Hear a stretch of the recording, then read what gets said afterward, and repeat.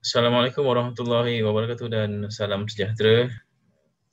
Yang dihormati Profesional Teknologis Dr. Ahmad Suhaizi, pensyarah khusus mekanisasi pertanian dan pengairan. Yang dihormati juga sahabat-sahabat yang dikasihi Allah sekalian.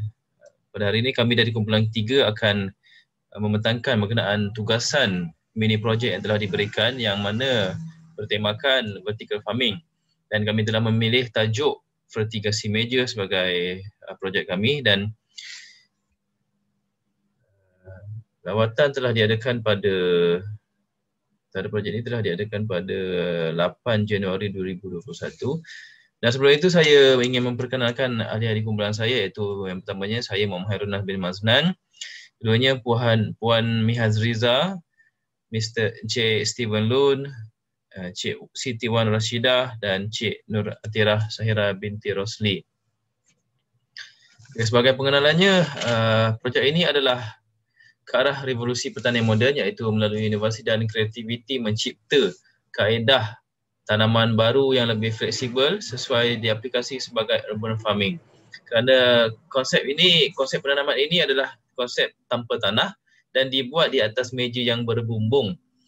Dan sebagai media tanamannya kami menggunakan sabut, iaitu sabut kelapa hancur sebagai media tanaman, dan sistem pengairan dan pembajaan secara automatik dan juga terkawal.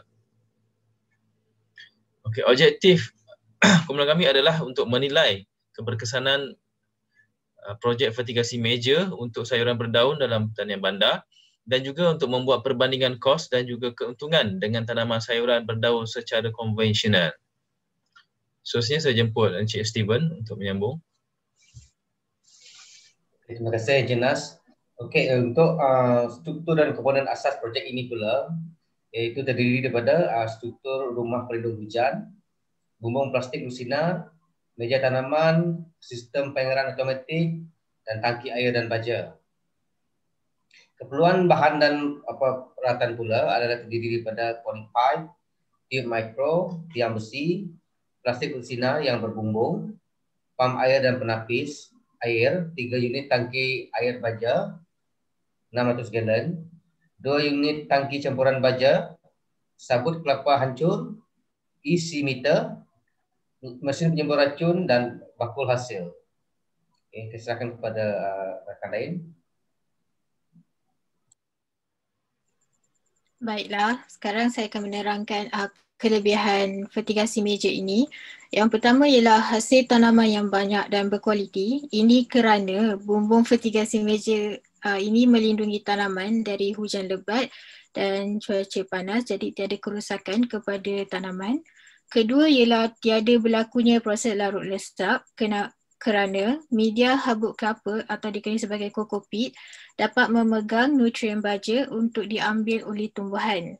Yang ketiga ialah struktur rumah vertigasi yang tahan lama. Okay, disebabkan tiang besi yang digunakan untuk pembinaan rumah vertigasi ini dapat bertahan lama, dia boleh mencecah sehingga belasan tahun, dan bahan-bahan ini juga bersifat mesra alam. Yang keempat ialah kurang masalah rumpai. Okey, hanya penyemburan racun rumpai akan dilakukan pada rumpai yang tumbuh di sekitar tapak projek bagi mengelakkan pembiakan serangga, perosak dan juga penyakit. Yang kelima ialah kurang masalah serangga perosak. Okey, disebabkan kita lakukan projek ni di bandar, jadi kawasan bandar menghadkan pembiakan serangga perosak disebabkan kawasan persekitaran yang tidak sesuai. Yang keenam ialah mudah untuk menuai hasil. Okey, ini disebabkan oleh faktor ketinggian dan kelebaran meja vertigasi dalam projek ni yang memudahkan proses menuai, dan ia juga menjimatkan masa untuk menuai. Dan dia dapat menyebabkan kualiti dan kesegaran hasil tanaman dapat dikekalkan. Yang ketujuh ialah penggunaan air yang cekap. Okey, projek ini menggunakan sistem vertigasi di mana ia mengalirkan air terus ke tanaman melalui tube mikro, dan ia juga dapat mengurangkan penyejatan air dan menyebabkan pengairan sekata untuk setiap tanaman. Yang ke-8 ialah bilangan buruh yang rendah. Okey, disebabkan pengurusan projek ini sangat mudah, hanya 2 orang pekerja diperlukan untuk mengendalikan 1 ekar projek tanaman ini. Seterusnya, saya akan nerangkan kekurangan daripada projek vertigasi meja ini. Yang pertama ialah kos permulaan yang tinggi. Okey, ini sebabkan projek ni memerlukan kos yang tinggi sebab bahan pembuatannya dan pemasangan sistem vertigasi itu sendiri. Yang kedua ialah bencana alam. Okey, bencana alam seperti ribut yang kuat mampu merosakkan rumah vertigasi dan ia boleh menyebabkan kerugian kepada projek ini. Seterusnya saya akan jemput Atira untuk seterusnya. Okey. Seterusnya adalah perbandingan. Ini adalah perbandingan antara kaedah vertigasi meja dengan kaedah konvensional. Untuk yang pertama, bagi kos dan pulangan pelaburan, kalau untuk vertigasi meja, kos yang diperlukan adalah dalam sekitar 120,000 per ekar dan titik pulangan modal adalah pada tahun pertama. Untuk kaedah konvensional, kos yang diperlukan adalah lebih kurang 30,000 per ekar dan titik pulangan modal adalah pada tahun kedua. Untuk hasil bagi kaedah vertigasi meja ni, dia hampir semua adalah seragam dan kuantiti maksimum yang boleh dihasilkan adalah 3.6 metrik tan per ekar. Untuk kaedah konvensional pula, biasanya lah saiz dan kualiti hasil adalah tidak seragam dan kuantiti lebih rendah sebab terhad. Dan kuantiti yang boleh dihasilkan adalah dalam lebih kurang 4 metrik tan per ekar. Untuk pendapatan untuk vertigasi meja ni boleh dianggarkan dalam 12,600 per ekar, manakala untuk kaedah konvensional boleh mencecah sebanyak 14,000 per ekar. Kemudian bilangan pusingan per tahun. Untuk kaedah vertigasi meja ni kita boleh hasilkan kita boleh dapat dalam 10 pusingan untuk 1 tahun dan dan hasil dia adalah lebih kurang 126,000 untuk 1 tahun. Untuk kaedah konvensional, kita boleh dapat 8 pusingan, so hasil dia adalah lebih kurang 112,000 untuk 1 tahun. Kemudian masa tuai untuk kaedah vertigasi meja ni adalah 21 hari lepas tanam, tapi untuk kaedah konvensional ni lebih lambat, iaitu 30 hari selepas tanam. Dan persediaan tanaman untuk kaedah vertigasi meja ni adalah hanya persediaan tanam semula adalah hanya 1 minggu, manakala kaedah konvensional ni ambil masa selama 2 minggu. Seterusnya, untuk pekerja pula, kaedah vertigasi meja ni kita boleh anggar dalam 2 orang untuk semua aktiviti dan kos pekerja adalah 39,000 untuk 1 tahun, termasuk dengan pendapatan peladang 3,000 sebulan. Manakala untuk kaedah konvensional ni kita memerlukan dalam 2 orang ataupun lebih ikut keperluan kerja. Kalau lagi banyak maksudnya lagi ramai pekerja, dan kos dia adalah sama seperti kaedah vertigasi meja, iaitu 39,000 untuk 1 tahun, termasuk pendapatan peladang 3,000 sebulan. Kemudian persiapan, kalau untuk vertigasi meja ni kita kena siapkan pembinaan rumah vertigasi, lepas tu sistem perairan dan persediaan kokopit. Tapi untuk kaedah konvensional ni macam biasalah, kita buat analisa tanah, kemudian kita bersihkan kawasan, perlu ada pembajakan, penyediaan batas dan juga penyediaan pengairan dan sistem saliran. Kemudian untuk vertigasi meja ni, sistem pengairan ringkas dan mudah dikawal, tapi untuk kaedah konvensional ni kita biasa guna sistem sprinkler. Untuk sistem sprinkler ni kos tinggi, lepas tu dia ada risiko sebaran air tu tidak sekata untuk tanaman. Seterusnya,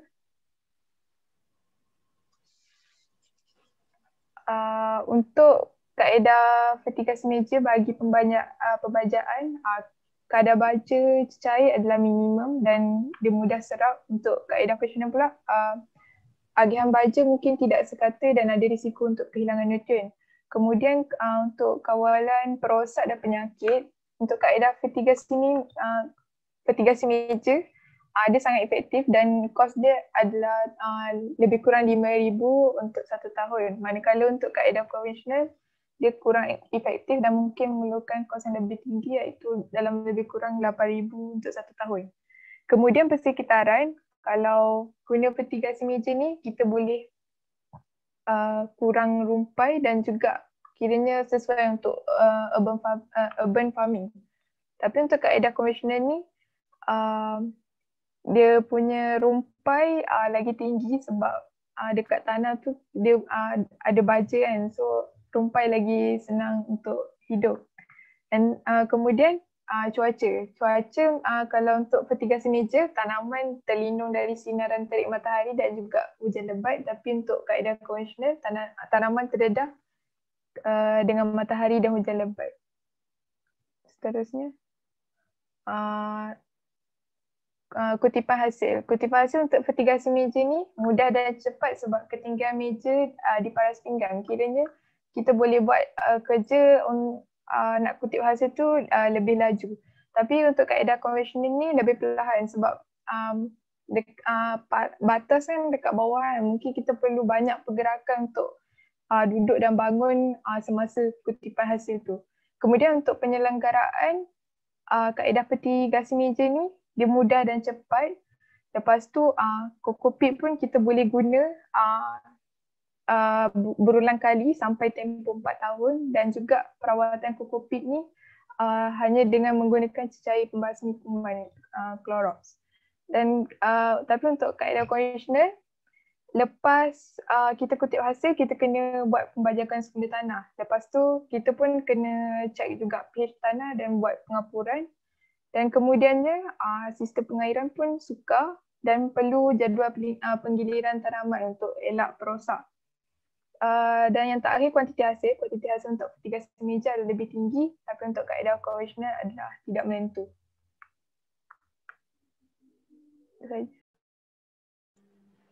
Okay, seterusnya bersama saya kita akan melihat penemuan-penemuan ataupun analisa yang telah kami lakukan dan hasilnya, di mana kita dapat bezakan di sini kaedah tanaman fertigasi meja ini sangatlah sesuai dan efektif kerana yang pertama dari segi pengurusan projek dapat memendekkan masa untuk tanaman sawi kita. Contoh seperti tanaman konvensional memakan masa sehingga 30 hari penghasilan mengutip hasil, tapi bagi kaedah fertigasi meja mempunyai kelebihan yang mana hanya 21 hari sahaja yang diperlukan untuk kutipan hasil. Dan ini sangatlah menjimatkan daripada segi buruh, kos buruh dan juga masa serta perkara-perkara berkaitan seperti persediaan untuk next season, next pusingan. Seterusnya, yang kedua adalah berkaitan penyelenggaraan dan pengeluaran hasil, yang mana ia memudahkan kerja-kerja berkaitan seperti pembajaan yang kita lakukan secara automatik, di mana daripada awal lagi semasa sistem pengairan tu dipasang, irrigation system tu kita dah set sekali dia punya timing, dia punya kadar yang diperlukan. Jadi untuk pembajaan dan pengairan memang akan dilakukan secara automatik dan terkawal. Dan juga penyemburan racun perosak yang efektif dan berkesan kerana dapat menyembur racun keseluruhan di atas dan di bawah daun tu juga, serta keperluan tenaga buruh yang rendah seperti yang saya maklumkan tadi sangat menjimatkan atas aspek buruh serta penuaian hasil yang mudah.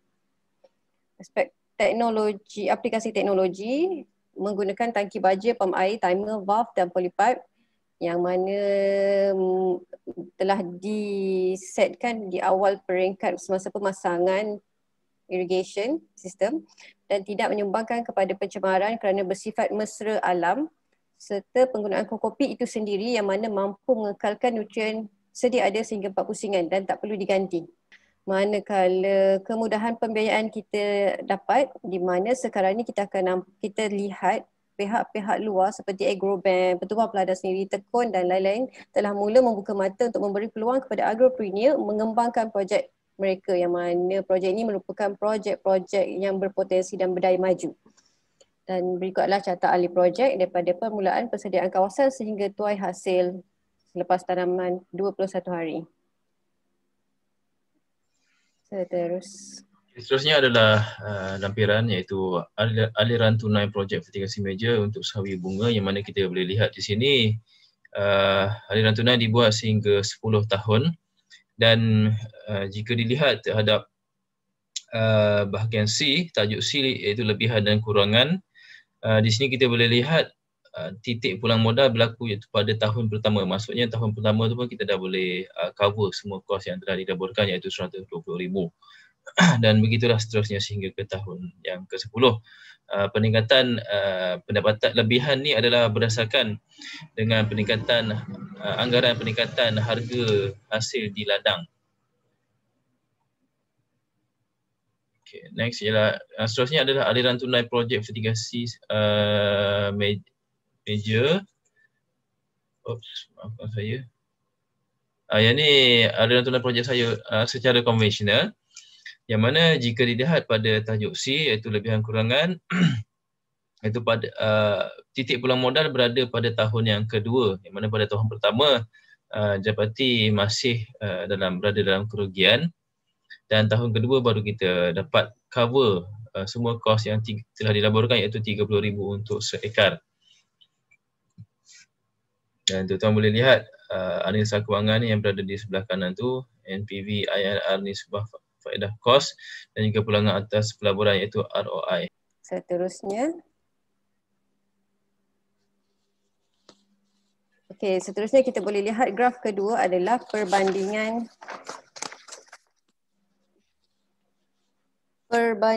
bagi kerja-kerja ladang di mana kita buat perbezaan di sini tentang persediaan tapak, pembajakan tanah, racun dan folia. Kalau kita lihat dia, persediaan tapak untuk fertigasi meja melibatkan kos sebanyak 122 seperti diterangkan pada peringkat awal yang termasuk pembinaan infra, pengairan, sistem semua dan manakala untuk persediaan tapak konvensional hanya 30,000.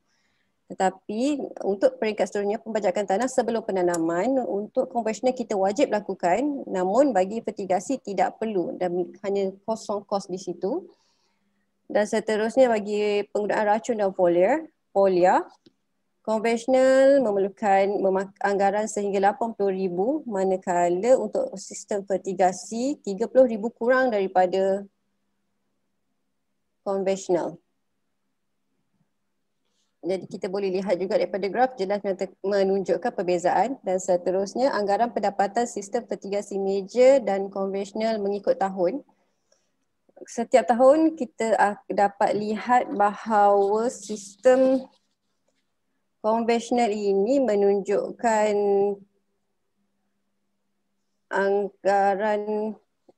anggaran yang melebihi daripada sistem fertigasi meja. Namun nilai pada tahun keempat agak meningkat pada kedua-dua tersebut. Seterusnya. Sedikit pembetulan, di sini semuanya diterangkan sistem fertigasi meja pengeluarannya adalah melebihi daripada sistem konvensional yang ada. Yang tersebut dapat lihat perbezaan bermula dari tahun pertama sehingga ke tahun yang kelima.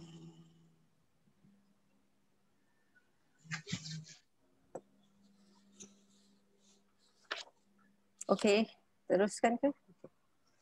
Seterusnya ini adalah carta anggaran untung rugi terkumpul. Okey, jelas ya kita tengok kat sini kerana untuk sistem fertigasi memerlukan perbelanjaan pendahuluan sebanyak 120,000 dan konvensional pula hanya 30,000. Jadi sebab itu kita akan lihat graf ini sangat menunjukkan perbezaan ketara antara kedua-duanya. Namun mencatat bagi konvensional mencatatkan nilai yang positif pada tahun kelima berbanding fertigasi meja pada tahun ke-6. Namun demikian, nilai yang ditunjukkan pada tahun ke-6 menunjukkan perbezaan yang agak besar juga di mana fertigasi meja ni lebih mendatangkan keuntungan yang lebih besar nilainya berbanding dengan konvensional.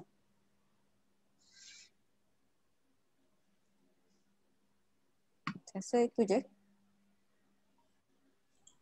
Baik, secara kesimpulannya, projek vertigasi meja untuk sayuran ini mampu menyaingi dan memberikan hasil yang lebih berkualiti serta pulangan pendapatan yang lebih baik kepada usahawan pengeluar hasil pertanian sama ada di luar bandar ataupun di kawasan bandar dengan skala yang optimum. Ini kerana konsep tanaman dan teknologi yang digunakan dapat memenuhi keperluan utama sesuatu jenis tanaman sayuran dan tidak memerlukan pelaksanaan kerja-kerja yang berat di dalam pengusahaan projek seperti kerja-kerja pemajakan tanah untuk pusingan yang seterusnya. Walaupun kos permulaan agak tinggi, akan tetapi terdapat banyak kos lain yang dapat dijimatkan serta dapat mengurangkan beban yang perlu ditanggung di dalam pengurusan suatu projek tanaman makanan. Dengan adanya pengaplikasian teknologi baru dalam konsep ini, ianya telah membuka ruang dan peluang pada ramai usahawan muda untuk berkecimpung di dalam bidang pertanian yang mana boleh menjadi punca pendapatan utama pada masa kini. Sekian, terima kasih. Berikut merupakan gambar lawatan projek vertigasi Malaysia di PBK Putrajaya yang telah dibuat. Ini merupakan struktur rumah vertigasi yang ada. Satu rumah ni panjangnya adalah sepanjang 50 kaki. Okay, dan setiap rumah akan dilabel seperti ini, 03, 04 dan seterusnya. Ini merupakan pejabat pengurusan projek yang mana terdapatnya pejabat, stor simpanan input pertanian dan juga pusat pengumpulan hasil. Dan juga di mana ditempatkan tangki untuk sistem pengairan vertigasi. Dalam projek ini mereka menggunakan 3 buah tangki air yang berkapasiti 600 gallon. Dan ini merupakan pam air yang digunakan untuk membekalkan air kepada setiap rumah. Dan ini struktur bumbung rumah vertigasi yang mana menggunakan plastik untuk sinar yang tebal, dan plastik ini boleh tahan sehingga bertahun-tahun lama sekiranya selagi mana ianya tidak dilanda ribut. Ini sudut pandangan hadapan projek. Kita dapat lihat pokok-pokok yang tumbuh dengan baik dan sekata, dan juga sistem pengairan menggunakan microtube dan polypipe. Ini merupakan pengurus besar PBK Putrajaya iaitu Encik Faiz.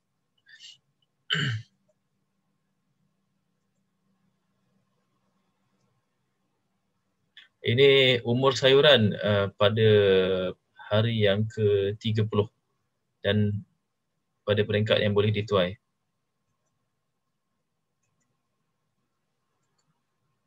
Ini merupakan jenis benih yang digunakan iaitu dari jenama Leicat.